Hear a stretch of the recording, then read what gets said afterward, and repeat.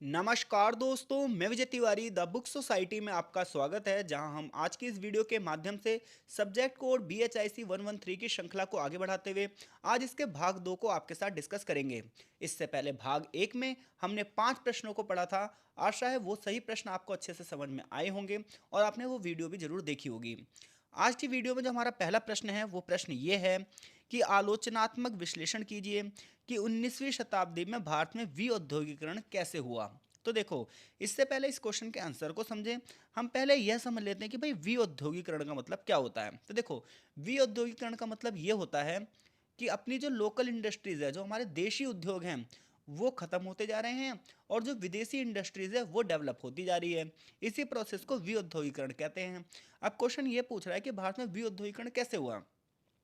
तो आपको पता ही है, 19 सेंचुरी में भारत में ब्रिटिश शासन स्थापित होता जा रहा था और जो ब्रिटिश शासन स्थापित हो रहा था उसकी वजह से जो भारत के देसी उद्योग हैं उनको बहुत ज़्यादा नुकसान पहुंचा, क्योंकि जो ब्रिटिश सरकार थी वो इस प्रकार के नियम बना रही थी कि जो ब्रिटिश इंडस्ट्रीज़ हैं वो डेवलप होती रहे और भारत की जो लोकल इंडस्ट्रीज़ हैं उसको नुकसान होता रहे। क्योंकि ब्रिटिशर्स को हमारी इंडस्ट्री से कोई लेना देना नहीं था, उन्हें सिर्फ और सिर्फ अपने इंडस्ट्रियल प्रॉफिट से लेना देना था, उन्हें अपने उद्योगों के फायदे से लेने देना था। तो 19वीं शताब्दी की जब आप बात करोगे तो भारत में जो विऔद्योगीकरण हुआ, डी इंडस्ट्रियलाइजेशन हुआ, उसको ब्रिटिश शासन की वजह से हुआ। क्योंकि ब्रिटिश शासन और जो पश्चिमी देश थे वहाँ पर इंडस्ट्रियल रेवोल्यूशन हुई, बड़े पैमाने पर सामान बनने लगा और वो दूसरे देशों के बाज़ारों में जाकर बिकने लगा। आइए इस प्रोसेस को पूरे अच्छे से समझते हैं। तो देखिए, भारत में जो विऔद्योगीकरण हुआ वो ब्रिटिश शासन के अधीन हुआ, क्योंकि भारत की अर्थव्यवस्था का जो मेन उद्देश्य था वो ये उद्देश्य था कि भैया ब्रिटेन के औद्योगिक हित होने चाहिए, भारत के हित हो रहे हैं या नहीं हो रहे डजेंट मैटर। हित का मतलब होता है लाभ, प्रॉफिट। तो जो ब्रिटिश शासन जो भी नियम बना रहा था, पॉलिसीज बना रहा था, कानून बना रहा था, उन सबका एक ही उद्देश्य था कि ब्रिटिशर्स को मैक्सिमम प्रॉफिट हो, डजेंट मैटर भारत को प्रॉफिट हो रहा है या नहीं हो रहा है। भारत को तो सिर्फ एक सोर्स समझा गया था जहां से भैया कच्चा माल हमें सप्लाई करना है। यानी कि भारत से लोहा कोयला भर भर कर जा रहा था कहाँ पर, मैनचेस्टर, ब्रिटेन। ठीक है, और वहां से सामान तैयार होकर भारत के बाजारों में बिक रहा था, जिसकी वजह से जो भारत की लोकल इंडस्ट्रीज है वो डेवलप नहीं हो पाई, जबकि जो ब्रिटिश इंडस्ट्री है उसका प्रॉफिट होता चला गया, होता चला गया। इसके अलावा टेक्सटाइल इंडस्ट्रीज की अगर हम बात करें तो भारत में कुछ कपास उद्योग लगे, खासतौर कर मुंबई में पहली सूती कपड़ा मिल लगी 1854 में। फिर कलकत्ता में रिश्रा मिल लगी, जूट को लेकर, जूट बनता था। तो जो ब्रिटिश मिल लगी, इनसे सस्ते कपड़े भारत में आए। तो जो भारत का हथकरघा उद्योग था, यानी कि हाथों से जो खादी बनाई जाती थी, वो महंगी होती थी। अब वो कंपटीशन कर नहीं पाई, जिससे बहुत सारे कारीगरों और बुनकरों का रोजगार छिन गया। यानी कि जो ब्रिटिश मिलें थी उसमें प्रोडक्शन बहुत ज़्यादा हो रहा था, मशीनों से कपड़े बन रहे थे। अब जो पहले लोग हाथों से काम करते थे, करखे हाथ चरखे चलाते थे, उनको क्या होने लगा, नुकसान होने लगा। तो कारीगर बेरोजगार हो गए। अब ये कृषि पर डिपेंड हो गए जो पहले रोजगार करते थे। ब्रिटिश शासन का थोड़ा सा फायदा ये रहा कि भारत में रेलवे का विकास हुआ, सड़कों का विकास हुआ। जो बंदरगाह हैं, यानी कि जहाँ पर पानी के जहाज खड़े होते हैं, वाटर पोर्ट होते हैं, उनका विकास किया गया। लेकिन ये इसलिए विकास किया गया ताकि भारत से कच्चे माल लद लद कर इन ट्रांसपोर्ट नेटवर्क के माध्यम से दूसरे देशों में जा सके, खासतौर पर ब्रिटेन में। तो जो रेलवे बनी, सड़कें बनी, पोर्ट्स बने, इन सब का उद्देश्य यह था कि ब्रिटिशर्स को फ़ायदा हो सके, उनके व्यापार को फ़ायदा हो सके। हालांकि आगे चलकर भारत को भी इसका फ़ायदा हुआ, लेकिन मेन उद्देश्य यही था कि ब्रिटिशर्स को लाभ पहुंचे। आलोचनात्मक दृष्टिकोण ये है कि हमारे जो स्थानीय उद्योग हैं वो धीरे धीरे करके ख़त्म हो गए। ब्रिटिश उद्योगों से हम कंपटीशन नहीं कर पाए। खासतौर पर हथकरघा उद्योग, लकड़ी की जो कलाएं होती थी, जो धातु बनती थी, इन्हें नुकसान हुआ, जिसकी वजह से भारत के शिल्पकार और कारीगर बेरोजगार हो गए। विद्युतीकरण की प्रक्रिया की वजह से जो बहुत सारे लोग बेरोजगार हुए, अब वो धीरे धीरे करके कृषि पर निर्भर हो गए। भारत में नकदी फसल उगाई गई, कपास, जूट, चाय की खेती पर ध्यान दिया गया। लेकिन इससे खाद्य सुरक्षा पर नकारात्मक प्रभाव पड़ा। जो किसान पहले गेहूं चावल उगाते थे और आप आपदा के दौरान, यानी कि सूखा पड़ गया कोई या फिर बाढ़ आ गई, तो उस दौरान उस खाने का यूज़ किया जाता था जो बचा हुआ होता था स्टॉक में। लेकिन अब कपास की खेती करवाई जा रही है, ज़्यादा ज़्यादा नील की खेती करवाई जा रही है, जूट की खेती, चाय की खेती। तो इससे जितनी खेती इन सब की बढ़ती गई, उतनी गेहूं और चावल का प्रोडक्शन कम हो गया। अब ऐसे में जब अकाल पड़ा तो खाद्य सुरक्षा हो गई और बहुत सारे लोग गरीबी और भुखमरी में मर गए। अंग्रेजों की जो इंडस्ट्रियल पॉलिसी थी उसकी वजह से शहरी क्षेत्रों को तो फायदा मिला, लेकिन ग्रामीण क्षेत्र गरीब पे गरीब होते गए। कुछ उद्योगपति, कुछ व्यापारी तो माला माल हो गए, बाकी सबको इसका कुछ भी प्रॉफिट नहीं मिला। विऔद्योगीकरण का मुख्य उद्देश्य जो था वो सिर्फ ये था कि भारत के जो रिसोर्सेज हैं उनका मिसयूज किया जाए, उनको लगातार कंगाल कर दिया जाए और इसे ही निकासी सिद्धांत भी कहते हैं। निष्कर्ष ये निकलता भैया 19वीं शताब्दी में भारत का जो डी इंडस्ट्रियलाइजेशन था, विद्योगीकरण था, वो एक जटिल प्रोसेस था और इसका मैक्सिमम जो उद्देश्य था वो यही था कि मैक्सिमम प्रॉफिट ब्रिटिशर्स को, जिसकी वजह से जो हमारी लोकल इंडस्ट्रीज है, जो हमारी एग्रीकल्चर है, इस पर निगेटिव इम्पैक्ट पड़ा। भारत में आर्थिक असमानता बढ़ गई और गरीबी को भी बढ़ावा मिला। तो अगर ये क्वेश्चन आया तो मैं आशा करता हूँ आप कर दोगे। अगला क्वेश्चन बहुत बहुत बहुत ज़्यादा महत्वपूर्ण प्रश्नों में से एक है और कई बार क्वेश्चन आया वो पेपर में कि भैया उन पृष्ठभूमि पर चर्चा कीजिए जिसमें कांग्रेस का गठन किया गया और कांग्रेस की प्राथमिक गतिविधियां क्या थीं। तो यानी कि क्वेश्चन हमसे ये पूछ रहा है कि जब कांग्रेस बनी तो उस समय राजनीतिक परिस्थितियां क्या थी और जब कांग्रेस बनी तो उसने शुरुआत में क्या क्या काम किए। तो देखिए, आप सभी को पता होगा, नहीं पता है तो देखिए, भारतीय राष्ट्रीय कांग्रेस की जो स्थापना है वो 28 दिसंबर 1885 को हुई थी मुंबई में। तो यह भारतीय स्वतंत्रता संग्राम का पहला संगठन बनकर उभरा था और इसकी जो शुरुआती गतिविधियां थी वो भारतीय राजनीति और समाज के विकास के लिए थी। यानी कि एओ ह्यूम के प्रयासों से 28 दिसंबर 1885 को मुंबई में भारतीय राष्ट्रीय कांग्रेस की स्थापना हुई। तो 1885 में जब ब्रिटिश अधिकारी एओ ह्यूम के माध्यम से कांग्रेस की स्थापना हुई तो उस समय भारत की स्थिति कैसी थी वो सुनिए। तो उस समय ब्रिटिश शासन चल रहा था भारत में और इन्होंने अंग्रेजों की फूट डालो राज करो की नीति चल रही थी। ब्रिटिश शासन ने बहुत सारी पॉलिसी, जैसे बहुत सारा टैक्स लगाया था, बहुत सारी ज़मीन पर कब्जा कर लिया था, भारत की जो इंडस्ट्रीज थी वो खत्म हो रही थी, अर्थव्यवस्था पर नकारात्मक प्रभाव पड़ रहा था। तो अगर हम अपनी अर्थव्यवस्था की नीति देखें उस समय, यानी कि कांग्रेस की जब स्थापना हुई उस समय हमारी अर्थव्यवस्था बहुत गिरी हुई थी, लोगों को रोजगार बहुत कम मिल रहा था, पर कैपिटा इनकम बहुत कम थी, कृषि में अकाल पड़ रहे थे, किसानों से ज़्यादा से ज़्यादा कर वसूला जा रहा था जिसकी वजह से स्थिति बद से बदतर हो गई, भूमि को कब्जा किया जा रहा था जब किसान अगर अपना कर नहीं भुगतान कर पा रहे थे, और जो भारत के देसी उद्योग हैं वो धीरे धीरे करके एकदम खत्म होने की कगार पर थे। तो उस समय इस तरीके की अर्थव्यवस्था थी हमारी। बौद्धिक जागरूकता, जिस समय कांग्रेस की स्थापना हो रही है उस समय भारत में कुछ लोग अंग्रेजी शिक्षा प्राप्त कर चुके हैं, पश्चिम से विचार प्राप्त कर चुके हैं, जैसे राजा राम मोहन राय जैसे जो लोग थे। एक शिक्षित मध्य वर्ग का उदय हुआ। राजा राम मोहन राय, स्वामी विवेकानंद और अन्य सामाजिक सुधारक थे जो एक और भारत में जागरूकता को बढ़ावा दे रहे थे और सोशल वर्क को बढ़ावा दे रहे थे। 19वीं शताब्दी में, यानी कि जिस समय कांग्रेस की स्थापना हुई थी उस समय भारतीय समाज में एक सांस्कृतिक पुनर्जागरण देखा जा रहा था। लोग अंधेरे से ज्ञान के प्रकाश की ओर जा रहे हैं। हर एक व्यक्ति अपनी सांस्कृतिक पहचान की ओर अग्रसर हो रहा है और अपने अधिकारों के प्रति अवेयर हो रहा था। तो जब कांग्रेस की स्थापना हो रही है उस समय एक तरफ तो हमारी अर्थव्यवस्था गिर रही है, तो वहीं दूसरी तरफ पुनर्जागरण का मतलब यह है कि व्यक्ति ज्ञान की ओर जा रहा है। जो पहले इलॉजिकल व्यक्ति था वो लॉजिकल की ओर, क्योंकि जब मुगल काल था भारत में तो मुगलों के दौरान समस्या ये थी कि इस्लामीकरण किया जा रहा था, ज़्यादा से ज़्यादा जो है धर्म का दबदबा था, और जब भी धर्म का दबदबा होगा तो लोग लॉजिकल होंगे ही नहीं, क्योंकि ज्ञान विज्ञान और साइंटिफिक चीज़ें रुक जाएंगी। लेकिन जब ब्रिटिशर्स आए तो कहीं ना कहीं बहुत सारे लोग पढ़ने लिखने बाहर चले गए, नए नए स्कूलों की स्थापना हुई, लोग अब लॉजिकल होने लगे, टेक्नोलॉजिकल इनोवेशन होने लगा, तो कहीं ना कहीं लोग अपने अधिकारों के प्रति जागरूक हुए। भारतीय समाज भिन्नताओं भरा था ही, बहुत सारी भावनाएं उभर रही थी, लोग नेशनल यूनिटी की बात कर रहे थे, हर एक व्यक्ति चाहता था कि देश आज़ाद हो, और इसी भावना का फायदा उठाएगी उस समय कौन? कांग्रेस, और ये पार्टी बनेगी। तो भारतीय राष्ट्रीय कांग्रेस की स्थापना का श्रेय ए.ओ. ह्यूम को दिया जाता है, जो कि एक रिटायर्ड ब्रिटिश सिविल सेवक थे। उन्होंने भारतीय नेताओं को एक मंच प्रदान किया ताकि वो अपनी मांगें सरकार से कर सकें। कांग्रेस की जो शुरुआत की गतिविधियां थी वो क्या थी? तो कांग्रेस का जो पहला अधिवेशन है वो 1885 में हुआ मुंबई में, और इसके अध्यक्ष थे व्योमेश चंद्र बनर्जी। इस अधिवेशन में 72 प्रतिनिधियों ने भाग लिया था और ब्रिटिश सरकार से भारतीय जन प्रतिनिधित्व बढ़ाने की मांग की गई थी। यानी कि जो ब्रिटिश सरकार हमारे लिए नियम कानून बना रही थी, उन नियम कानून को बनाते समय भारतीयों की भी राय ली जानी चाहिए, ये इनकी पहली डिमांड थी। जो शुरुआत में कांग्रेस थी वो बातचीत के माध्यम से सरकार से प्रार्थना करके सुधार करवाना चाहती थी। सरकार कांग्रेस ये चाहती थी कि प्रशासन में सुधार हो सके, लोगों को लीडरशिप मिल सके, सरकारी नौकरियों में भारतीयों की भागीदारी हो, भारतीयों को भी उच्च पद मिल सके।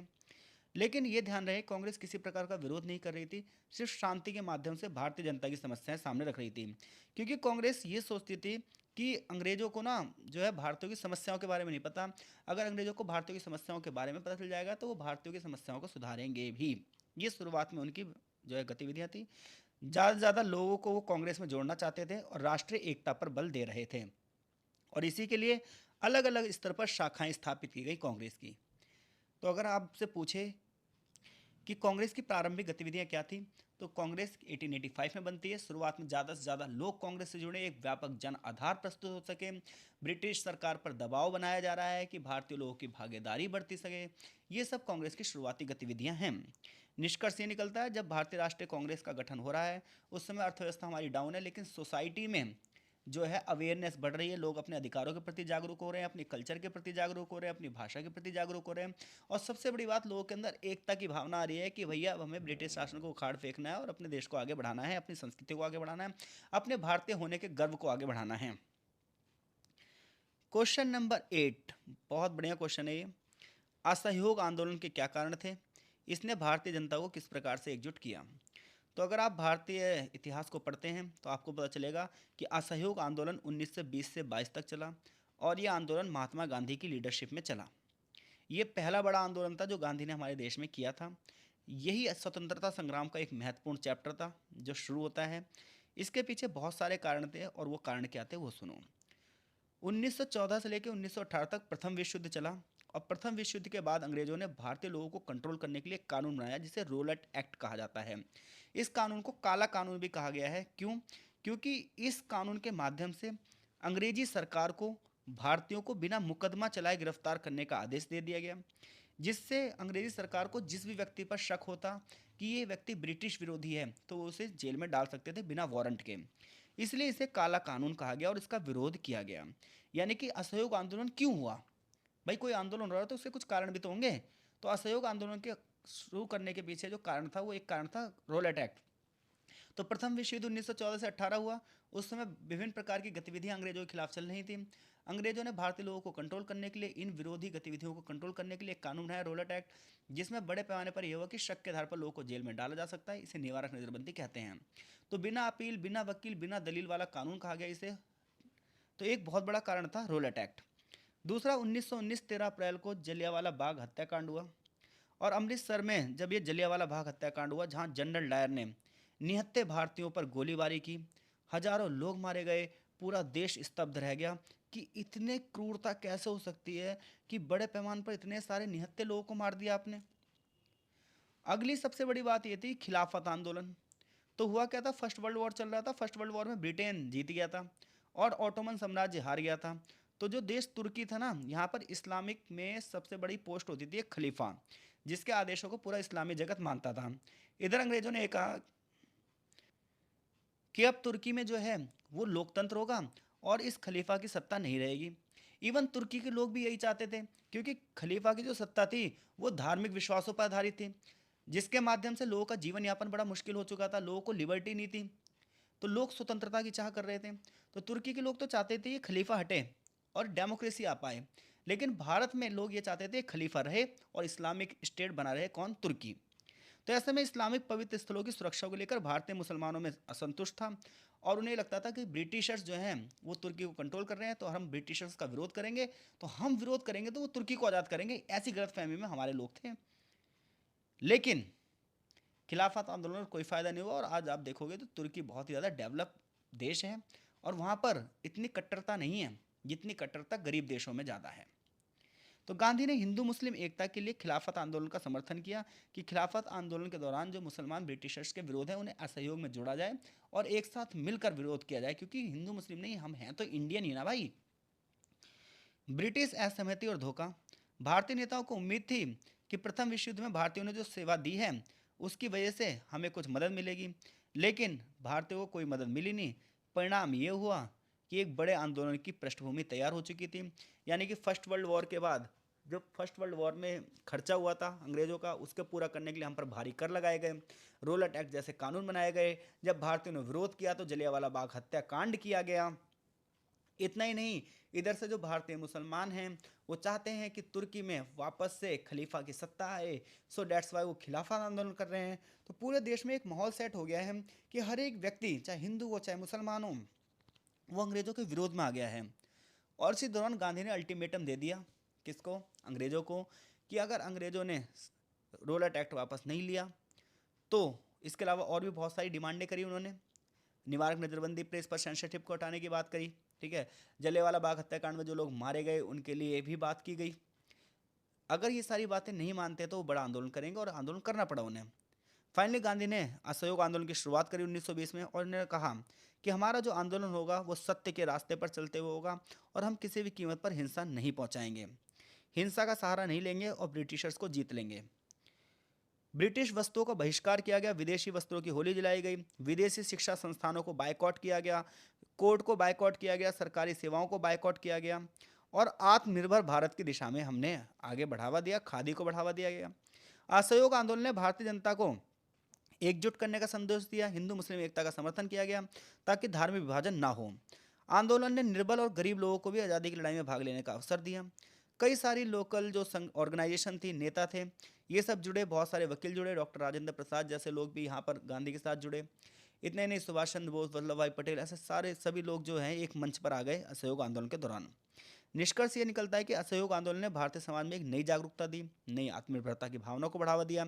इसने भारतीय स्वतंत्रता संग्राम का राष्ट्रीय आंदोलन कहते हैं, क्योंकि बहुत बड़ा आंदोलन हुआ ये, इतनी बड़ी मात्रा में लोग इससे पहले कभी इकट्ठे ही नहीं हुए थे। तो अगर असहयोग आंदोलन आया तो मैं आशा करता हूँ आप ये क्वेश्चन कर दोगे।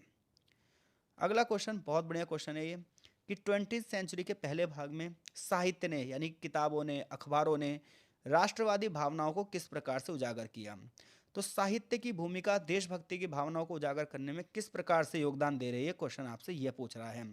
तो 19वीं सेंचुरी की बात करोगे तो इंडियन सोसाइटी पॉलिटिक्स रूप से भी आगे बढ़ रही है, सोसाइटी आगे बढ़ रही है, कल्चर आगे बढ़ रहा है। भारत में अंग्रेजों का शासन है, और इस शासन के खिलाफ बहुत सारे लोग अलग अलग किताबों में, उपन्यासों के माध्यम से, अखबारों के माध्यम से, मैगजीन के माध्यम से लिख रहे हैं। जो लोग इसे सुन रहे हैं, जो लोग इसे पढ़ रहे हैं, उनके अंदर खून खौल रहा है कि विरोधी लोग भारत माता का अपमान कैसे कर रहे हैं, और ऐसे में लोगों में देशभक्ति की भावना आएगी और लोग अंग्रेजों का विरोध करेंगे। तो साहित्य के माध्यम से राष्ट्रवादी भावनाएं कैसे आगे बढ़ी वो सुनिए। सबसे पहली बात, भाषाई पुनर्जागरण हुआ, क्योंकि जिस भाषा का साहित्य जितना अच्छा होगा वो भाषा उतना ही ज़्यादा विकसित होगी। तो 19वीं शताब्दी में भारत में विभिन्न भाषाओं का पुनर्जागरण हुआ, बड़े पैमाने पर बंगाली मैगजीन्स छपने लगी, हिंदी, मराठी, तमिल, अन्य भाषाओं की साहित्य रचनाएं बढ़ने लगी, लोगों को सांस्कृतिक स्तर पर सामाजिक मुद्दे पर संबोधित किया गया। तो कहीं ना कहीं इससे सांस्कृतिक पहचान और भाषाई पहचान की मुद्दा बढ़ा। साहित्य ने भारतीय समाज में आत्मचेतना को बढ़ावा मिला। भारतीय लेखकों और कवियों ने अपनी रचनाओं के माध्यम से समाज में छिपी हुई बुराइयों को उजागर किया और अंग्रेजों की पॉलिसी की आलोचना करी। राजा राम मोहन राय जैसे सुधारकों ने बंगाली में लिखकर समाज सुधार की दिशा में कार्य किया और देशभक्ति की भावनाओं को बढ़ावा दिया। क्योंकि जिस प्रकार से हम चीज़ें पढ़ते हैं, जिस प्रकार की खबरें पढ़ते हैं, उसी का प्रभाव हमारे मस्तिष्क पर पड़ता है। और भारतीय साहित्य के जो पुराण थे, वेद थे, इसके माध्यम से जो इंडियन कल्चर था, इंडिया की जो ज्ञान विज्ञान था, वो लोगों की ओर आया, वेदों की ओर लौट चलो की बातें की गई, भारत में राष्ट्रीय गौरव के बारे में बताया गया, साहित्यिक रचनाओं में भारत के गौरवशाली अतीत की बात की गई, वीर नायकों की गाथाओं को गाया गया लोगों के बीच में, और इस तरीके से लोगों में राष्ट्रवाद की भावना को बढ़ावा दिया गया। 19वीं शताब्दी में भारतीय भाषाओं में कई पत्रिकाएं छपी, कई समाचार प्रकाशित हुए, जैसे समाचार दर्पण, बंगदूत, अमृता बाजार पत्रिका। ये कुछ ऐसी पत्रिकाएं थीं जो समाज में अवेयरनेस फैला रही हैं और देशभक्ति की भावना को बढ़ावा दे रही हैं। देश प्रेम के गीत, स्वतंत्रता की भावना को प्रचारित करने के लिए कविताएं लिखी गई, गीतों का सहारा लिया गया। वंदे मातरम जैसी रचनाएं इसी समय की उपज हैं, जो आगे चलकर स्वतंत्रता आंदोलन का प्रतीक बनी। साहित्य ने अंग्रेजों की आर्थिक राजनीतिक नीतियों की आलोचना भी करी, जिससे लोगों को अंग्रेजों के शोषण और उनके अन्याय के बारे में पता चला। निष्कर्ष ये निकलता है कि भैया 19वीं शताब्दी के पहले भाग में साहित्य ने भारतीय समाज में देशभक्ति की भावना को जागृत करने का काम किया। देखो, देशभक्ति हमारे मन में ना जब ही जग सकती है जब हमें अपने शासन के बारे में पता हो। जब हमें शासन के बारे में नहीं पता, हम संविधान की कस्में खाएं लेकिन संविधान में क्या लिखा है ये हमें पता ही ना हो, तो फिर देशभक्ति की भावना कैसे आ सकती है। तो जितना ज़्यादा हम सोशल अवेयर होंगे उतने ज़्यादा अपनी मातृभूमि से जुड़ते जाएंगे, और उस समय साहित्य ने यही किया, लोगों को ज़्यादा से ज़्यादा ज्ञान से जोड़ा और लोग अपनी संस्कृति, अपने कल्चर, अपने देश के बारे में जानने लग गए। जैसे जैसे वो जानने लगे वैसे वैसे एकजुट होने लगे। क्वेश्चन नंबर 10, भारत पर उपनिवेशवाद का सामाजिक आर्थिक प्रभाव क्या पड़ा है, उसको आलोचनात्मक परीक्षण करना है। तो उपनिवेश मतलब कि भारत जब ब्रिटेन का उपनिवेश बना तो उस समय हमारी सामाजिक व्यवस्था पर क्या प्रभाव पड़ा और अर्थव्यवस्था पर क्या प्रभाव पड़ा। तो देखो, इसकी चर्चा हम पहले भी क्वेश्चन में कर चुके हैं, बट इस टाइप से क्वेश्चन आता है ये, तो इसलिए मैंने यहाँ पर एक क्वेश्चन लिख दिया है। बाकी इसकी चर्चा हम पिछले क्वेश्चन में कर चुके हैं। तो देखो, भारत की अर्थव्यवस्था पर क्या प्रभाव पड़ा। हमारी कृषि व्यवस्था बिल्कुल की पूरी पूरी बेकार हो गई। अंग्रेजों ने कई सारे नियम बनाए, जैसे स्थायी बंदोबस्त, रैयतवाड़ी बंदोबस्त, महालवाड़ी बंदोबस्त। ये ऐसी प्रणाली थी जिससे किसानों से ज़्यादा ज़्यादा वो ना खींचना चाहते थे पैसा, जिसकी वजह से किसानों पर भारी कर का बोझ पड़ गया और हमारी जो कृषि पद्धति है उस पर बुरा प्रभाव पड़ा। अंग्रेजों की नीतियों के कारण भारत की जो इंडस्ट्रीज थी वो खत्म होने लगी। कपड़ा इंडस्ट्री, हस्तशिल्प, ये सब हम पहले ही चर्चा कर चुके हैं। हालांकि बेसिक इंफ्रास्ट्रक्चर का विकास हुआ, रेलवे, सड़कों और बंदरगाहों का विकास हुआ, लेकिन इसका भी प्रॉफिट अंग्रेजों को ज़्यादा ज़्यादा मिला। भारत को विश्व बाजार का एक हिस्सा बनाया और भारतीय अर्थव्यवस्था को विश्व अर्थव्यवस्था से जोड़ा। ये तो आर्थिक प्रभाव है। सामाजिक प्रभाव ये पड़ा कि आधुनिक शिक्षा प्रणाली की शुरुआत हुई। एक वर्ग था जो एजुकेटेड हुआ, समाज में सामाजिक आंदोलन चले, समाज का पुनर्जागरण हुआ। राम मोहन राय, ईश्वरचंद विद्यासागर जैसे लोगों ने समाज की कुरीतियों के खिलाफ आवाज़ उठाई। इस दौरान भारत में सामाजिक सांस्कृतिक बदलाव आए। अंग्रेजों की फूट डालो राज करो की नीति की वजह से धार्मिक आधार पर भेदभाव बढ़ा।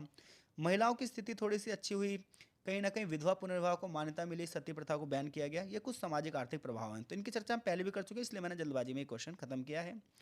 क्वेश्चन नंबर 11 बहुत बढ़िया क्वेश्चन है ये, कि नरमपंथी और गर्मपंथी विचारधारा में क्या अंतर है, ये बताओ। तो भारतीय राष्ट्रीय कांग्रेस जब बनती है 1885 में, तो उस समय दो विचारधाराएं हैं कांग्रेस में। एक है नरमपंथ और एक है बाद में आई है गर्मपंथ। तो जो नरमपंथी विचारधारा के लोग थे, इनका ये मानना था सत्य के माध्यम से, अहिंसा के माध्यम से, प्रार्थना करके, एप्लीकेशन देकर अंग्रेजों को भारत की स्थितियों के बारे में बताओ और अंग्रेज हमारी स्थितियों को सुधार देंगे। गर्मपंथी विचारधारा ये कह रही है नहीं, आंदोलन करो, धरने करो, प्रदर्शन करो और जरूरत हो तो हिंसा का सहारा लो, क्योंकि ये अंग्रेज बहरे हैं और इन्हें हमारी बातें ऐसे सुनाई नहीं देंगी जब तक हम इनका विरोध हिंसा के माध्यम से नहीं करेंगे। तो नरमपंथी विचारधारा अहिंसा पर बल दे रही है, गर्मपंथी विचारधारा हिंसा पर। ये कह रहे हैं प्रार्थना करो, एप्लीकेशन दो, याचिका करो। ये कह रहे हैं विरोध करो, धरने करो, प्रदर्शन करो, हड़ताल करो। तो इस प्रकार से कांग्रेस की नरमपंथी और गर्मपंथी विचारधारा है और इन दोनों के बीच की वजह से कांग्रेस का विभाजन भी होगा। तो देखो, तो नरमपंथी विचारधारा की विशेषता क्या है। इनका विश्वास है कि ब्रिटिश सरकार के साथ संवैधानिक तरीके से बातचीत करो और सुधार हो जाएगा।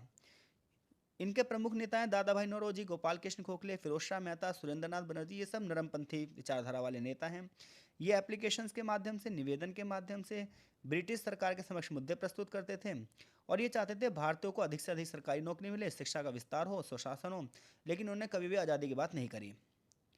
गर्मपंथी विचारधारा का मानना था आज़ादी केवल ब्रिटिश सरकार के खिलाफ संघर्ष के माध्यम से प्राप्त हो सकती है। ये देशभक्ति की बात करते थे, आत्मनिर्भरता की बात करते थे। बाल गंगाधर तिलक, विपिन चंद्र पॉल, लाला लाजपत राय जैसे लोग जो लोग थे, ये सब गर्मपंथी नेता हैं। इनका मानना था स्वराज मेरा जन्मसिद्ध अधिकार है और हम इसे लेकर ही रहेंगे। तो ये नरमपंथी गर्मपंथी विचारधारा में प्रमुख अंतर है। आशा है अगर ये क्वेश्चन आया तो आप कर देंगे। लास्ट में टिप्पणी का क्वेश्चन है, एक है भारत छोड़ो आंदोलन पर टिप्पणी कीजिए और एक है गदर आंदोलन पर टिप्पणी कीजिए। तो भारत छोड़ो आंदोलन 1945 में हुआ था, 1942 में हुआ था, जिसे अगस्त क्रांति के नाम से भी जाना जाता है। तो भारत छोड़ो आंदोलन सही मायनों में एक जन आंदोलन था। 8 अगस्त 1942 को यह आंदोलन शुरू हुआ। यह आंदोलन ब्रिटिश शासन को जल्द से जल्द समाप्त करने की दृष्टि से शुरू हुआ था।